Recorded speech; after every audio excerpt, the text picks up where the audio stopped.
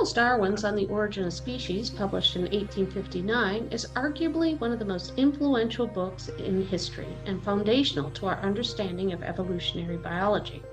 In this pivotal work, Darwin proposed that all species, including humans, evolved through a common ancestor, a process he termed natural selection.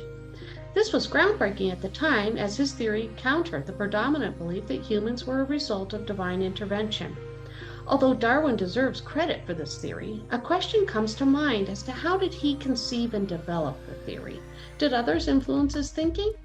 As Eugene Garfield reminds us, the evolution of ideas are frequently omitted from scientific writings, and although major achievements are easily recognized, minor or less heralded contributions are difficult to identify and often overlooked. Considering Garfield's comment, it is the multitude of the lesser-known contributors that actually make science more relatable. In fact, Darwin was not the first to consider the theory of natural selection.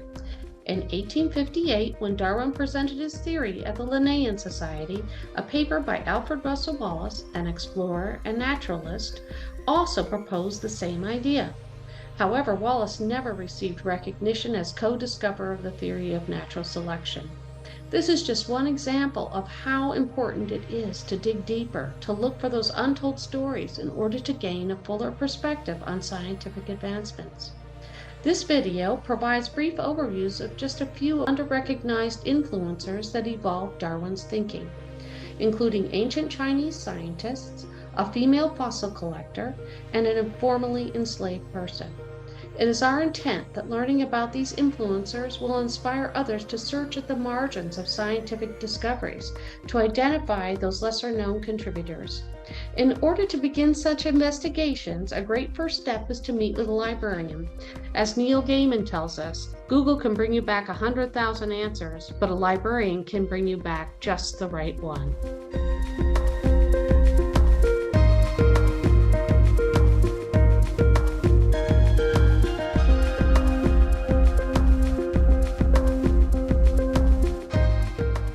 Did you know Charles Darwin made extensive use of Chinese sources in formulating his theory of natural selection?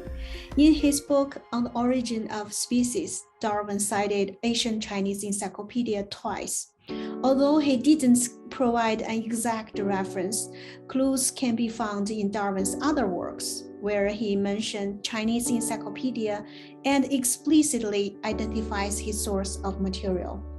According to the Chinese scholar Pan Jixing, at least 10 Chinese sources were referred to by Darwin as Chinese encyclopedia. A prominent example is 本草纲目, the Great Pharmacopoeia, compiled by Li Shizhen in the 16th century. 本草纲目 is a work that lists over 1,800 plants, animals, and minerals that were believed to have medicinal properties at that time. The other Chinese source that Darwin cited as ancient Chinese encyclopedia is 齐民要术, the Essential Techniques for the Peasantry by Jia Sixie. This book is believed to be completed in the 6th century and is the most completely preserved text on ancient Chinese agriculture. Darwin collected his Chinese sources through a variety of means. He conducted considerable research at libraries, especially the library at the British Museum in London. Darwin also gathered information from his librarian friends. He knew the director of the Department of Oriental Collections of the British Museum in London, Samuel Birch, who informed him that in the Chinese encyclopedia published in 1596, 7 different kinds of black-balled foals were mentioned. This Chinese encyclopedia, which Birch referred to, was later confirmed to be 本草纲目. So with assistance from librarians, Darwin was able to collect Chinese sources to support his arguments or prove his theory.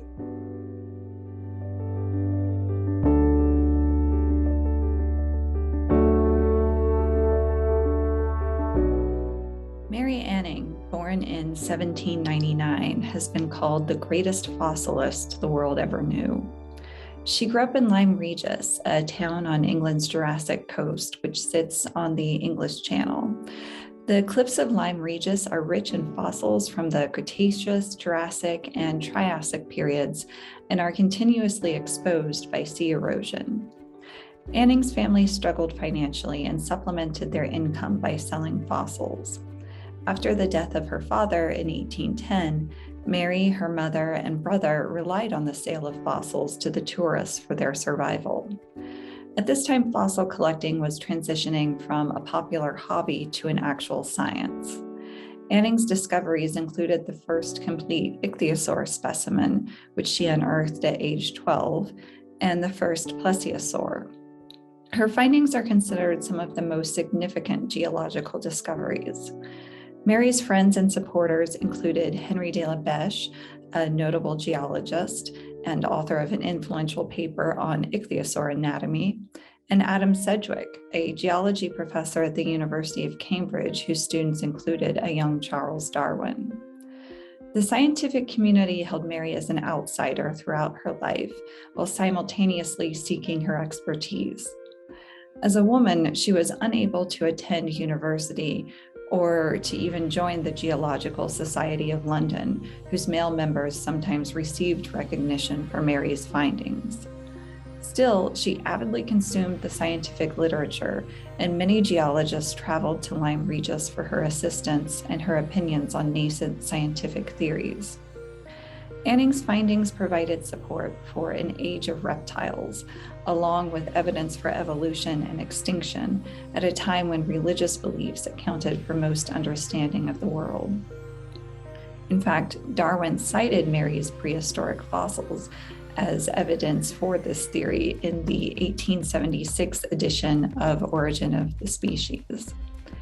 Anning died at age 47, having received only modest recognition for her many contributions to geology and paleontology.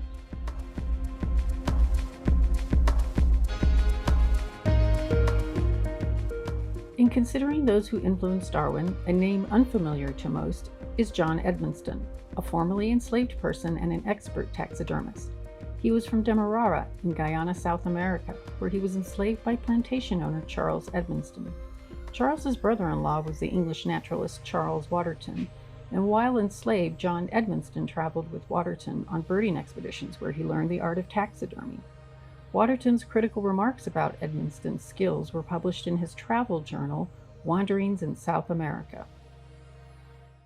By 1817, Edmonstone traveled to Glasgow with his enslaver, Charles Edmonstone, but once in Scotland, he gained his freedom. John moved to Edinburgh in 1823, where he taught taxidermy to university students. Proof of his residence and occupation is found in Scottish postal directories. By 1826, Darwin, who was 17 years old and attending the University of Edinburgh, later recounted in his autobiography about taking taxidermy lessons from, quote, a Negro who had traveled with Waterton and gained his livelihood by stuffing birds, which he did excellently. He gave me lessons for payment, and I used often to sit with him, for he was a very pleasant and intelligent man, unquote. Darwin's remarks about Edmonstone are in stark contrast to Waterton's observations. To this day, little is known about John Edmonstone. However, a 1978 article by R.B. Freeman resurfaced the connection between Edmonstone and Darwin. Recent researchers, archivists, librarians, and curators, along with independent scholars, such as those with the Edinburgh Caribbean Association, helped draw out the Darwin-Edmonstone connection. In imagining what may have transpired between Edmonstone and Darwin and the impact he may have had on Darwin's thinking, poet Jeremy Jacob Peretz offers this perspective. This is a golden shovel poem, the form of the poem, meaning that the last word of each line is also its own line, a line taken from a poem already written by someone else, or from a song, in this case, by Jamaican artist Sizzla Kalonji. So I'll start with that line before reading the poem, which is titled John Edmonstone, or Darwin's Negro Bird Stuffer. Don't bite the hand that feeds you. Don't be greedy. A bird in hand is worth more than two in the bush. We learn of Charles Darwin, don't we all, whose theories take a bite out of orthodox gospel of the day.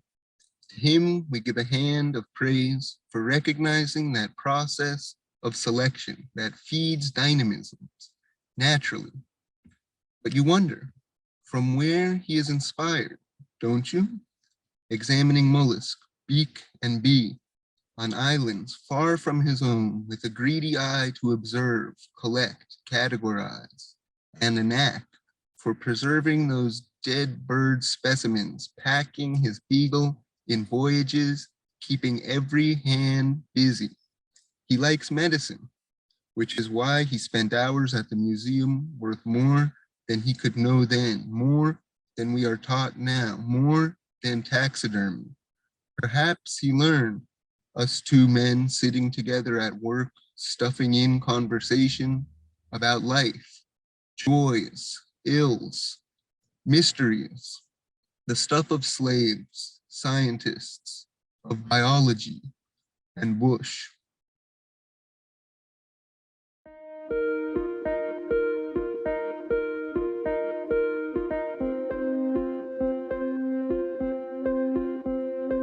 As our video conveyed, scientific discoveries are cumulative efforts, yet often those lesser-known contributors remain overlooked.